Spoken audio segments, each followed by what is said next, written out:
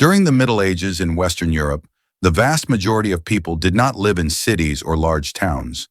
Instead, they lived in small rural villages scattered across the countryside. While modern imagination often simplifies medieval life into a single image, the reality was far more complex.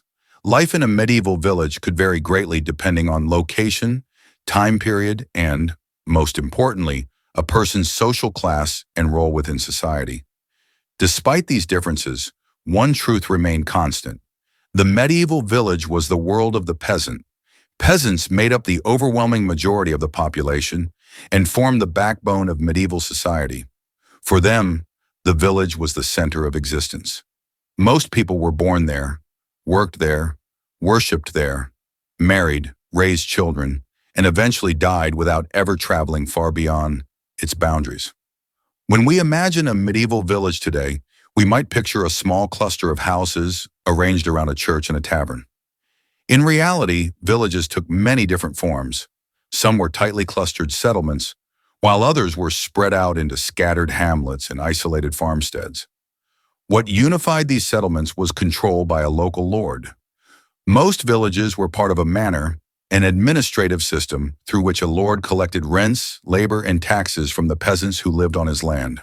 The most common villagers were serfs. Serfs were the lowest class of peasants. Though they were not slaves and were legally considered free, they were bound to the land they worked. They could not leave the manor without permission, and their lives were closely tied to the obligations they owed their lord. Ironically, the lord himself was rarely present. He often spent his time away fighting in wars, managing estates elsewhere, or performing services for the king. In his absence, the manor functioned as both an economic and legal center, overseeing agricultural production and village life. Surrounding the manor were vast open fields, usually 3 large fields, sometimes covering up to 100 acres each. These fields were divided into long strips, with each peasant family responsible for farming several strips scattered across the fields. This system ensured that no single family received only poor quality land. The fields were worked in rotation, allowing the soil to recover between plantings. In northwestern Europe, farming focused primarily on cereal crops such as wheat, barley, and rye. Land unsuitable for crops was used for grazing animals, especially sheep, whose wool was essential for clothing. Beyond the fields lay woodland, which provided firewood, building materials, and wild game, though hunting was usually restricted to the lord and other elites. Village life revolved around survival. For the average serf, daily existence was physically exhausting and often uncertain. Hunger, disease, and the constant threat of death were ever-present realities. Homes were small and simple, usually built with timber frames filled with wattle and daub, a mixture of clay, soil, straw, and animal dung, and topped with thatched roofs.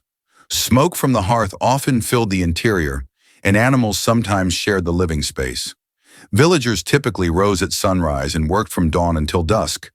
Their diet was plain and repetitive. Bread and pottage, a thick stew made from grains, peas, and beans, formed the basis of most meals. Milk, butter, and cheese came from communal cows, while meat was a rare luxury, usually reserved for feast days.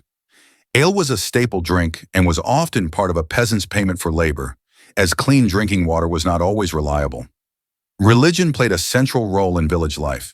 Medieval villagers were deeply religious, shaped by the teachings of the Catholic Church.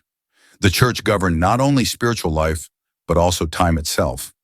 Church bells marked the hours of the day, and the calendar was filled with saints' days and religious festivals. Villagers attended church frequently, sometimes daily, though peasants were generally expected to demonstrate faith more through hard work and obedience than through complex prayers or theological understanding. Life also changed dramatically with the seasons.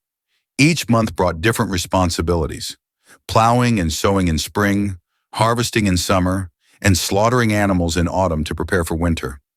While life was harsh, the many religious feast days provided welcome breaks from labor, offering moments of rest, celebration, and community bonding. Not everyone in the village was a field laborer.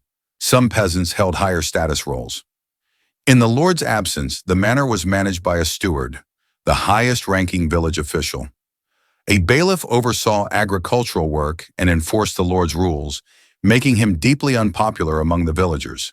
Skilled tradespeople such as blacksmiths, millers, bakers, and carpenters were essential to village life, providing tools, flour, and bread. The village priest held a particularly respected position, as he was believed to be essential for the salvation of souls. Medieval villages were remarkably self-sufficient. Villagers produced nearly everything they needed themselves: food, clothing, tools, and shelter. Wool, linen, and leather were used to make clothes. Grain was milled locally, and bread was baked in communal ovens. Compared to growing towns and cities which depended on rural resources, villages functioned as tightly knit communities. Villagers were also involved in maintaining order.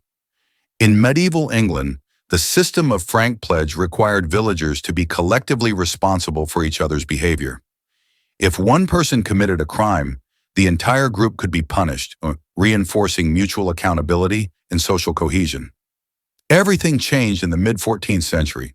Between 1346 and 1353, the Black Death swept across Europe, killing an estimated 30 to 60% of the population. Villages were devastated. Entire families vanished, fields lay abandoned, and labor shortages became severe.